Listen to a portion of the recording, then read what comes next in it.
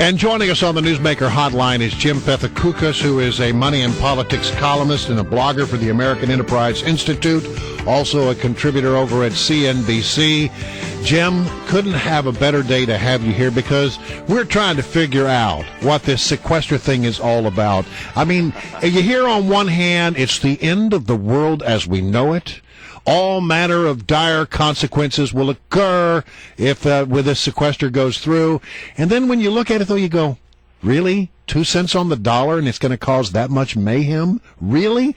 So where do you come down on all this? Well, listen, I'm dubious about the projections of, a million jobs lost, basically cutting economic growth in half. The same economic models that said the stimulus was going to provide a boom are also saying that if we don't spend, that we're going to have that kind of impact. So I question the accuracy of those models. But at the same point, I'm not going to be it's 2 cents on the dollar is misleading because that's like the whole budget. I mean, in plenty of departments, it's going to be 5% cuts, 10% cuts. I would think that yes, you will have job losses that the agencies may not run the way they had planned. But I think at some point you have to tell the federal government that you need to run a more efficient operation. This is the beginning of that process. And we can all agree, though, that for the vast majority of this is not these aren't really spending cuts. These are reductions in future growth, are they not? In a lot of places, it's reductions in future growth. Will we be spending total on discretionary spending, not counting Social Security, Medicare? Will we be spending less one year than the previous year? Yeah, but we will be. But of course, that's off a much higher base after all the spending we did when Obama came into office. And Jim, you see the House Republicans getting into this blame game already. I mean, they're pointing the finger, saying, "Oh, this was all President Obama's idea." Even though last I checked, the Congress actually had to write this up as legislation so the president could sign it.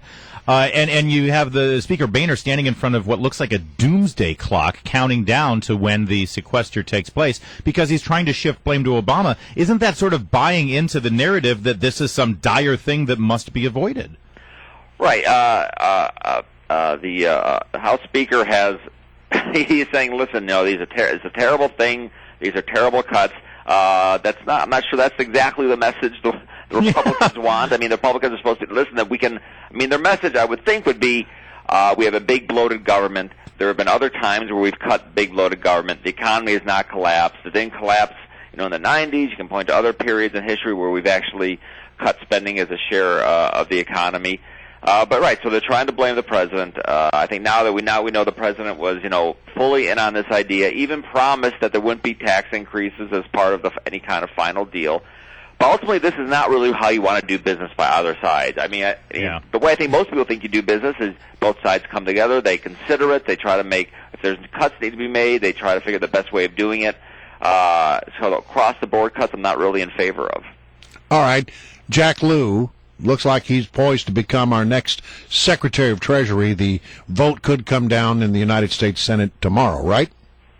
It could, and he will get approved. I think that the whole Chuck Hagel thing has sort of diverted attention from Jack Lew a bit. I'm sure it's helped kind of ease his passage through. I think Jack Lew, on paper, and what we've seen his hearings, not a fantastic pick. Have we had worse Treasury Secretaries on paper coming in? Yeah, we probably have. I think kind of a mediocre pick. Certainly, I think within the realms of the sort of Treasury Secretaries we've had in the past, and I think fine, confirm them. But is this the best we could have done? I think we could have done better. Well, and yet there really isn't going to be any serious opposition to him. Should the Republicans sort of raise a red flag here and say, listen, if everyone's saying how horrible this sequester is, this was Jack Lew, by all reports, was one of the architects of this thing. Right. Listen, and this is sort of Jack Lew's. What is his value proposition? What's his big selling point? Is that he really understands the budget, how it works. And he's very good at driving Republicans crazy because he really understands the intricacies of the budget. Right, and the sequester is his idea, and right, they can point to him and say, "Listen, the administration knew all about this. This is like the sequester architect is our Treasury Secretary." Yeah, they absolutely could say that. Do I think that's going to derail his nomination? I don't think so. So, Jim Pethokoukis, all you smart guys, over you brainiacs over there at AIE, you get out of your offices. I know you shoot pool and start drinking some beers. When you put your heads together, I mean, is the bottom line here the American people should stop worrying and learn to love the sequester because it's actually in the long run going to be an uptick for the economy? I would hope that the sequester sticks. And then they figure out a better way of distributing these cuts. I think over the long term, it does cut defense way, way too much. And there are programs getting cut that I don't think should be cut, probably should be expanded. And there's probably programs that not only should be cut more, but should be eliminated.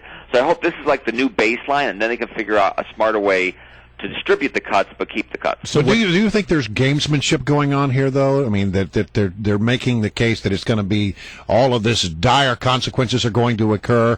You know, some people are saying we may not even really notice in the grand scheme of things. Well, it's kind of an interesting experiment we're about to run, because certainly there's going to be anytime there's like the media can come up with a story showing look how terrible it is. You're going to hear, trust me, there are going to be newspaper stories already are about how terrible it is. But will that actually be the case? A lot of insiders in D.C. they still think that both sides at some point are going to fold, and the sequester, at least for this year, is going to be postponed, and it'll be like the doc fix and AMT, these kind of yearly patches that we can live with the sequester year after year for the coming few years. I don't get that sense. Do you? That there's going to be some kind of compromise at the last moment? I think we'll have it, and then I think again, this is still maybe the common wisdom that once the media really begins to focus on contractors, defense contractors losing jobs or long lines at the airports or whatever, that there'll be a lot more pressure to try to postpone the sequester at least for the rest of this year. I tell you, I don't think there's going to be if there's some compromise. I don't think there's going to be a bunch of tax increases as part of them. All right, listen, good to have you on. Jim Pethokoukis, he's a money and politics columnist, blogger for the American Enterprise Institute, and a CNBC contributor, and he was apparently in a hurry to go eat breakfast. Thanks, Jim.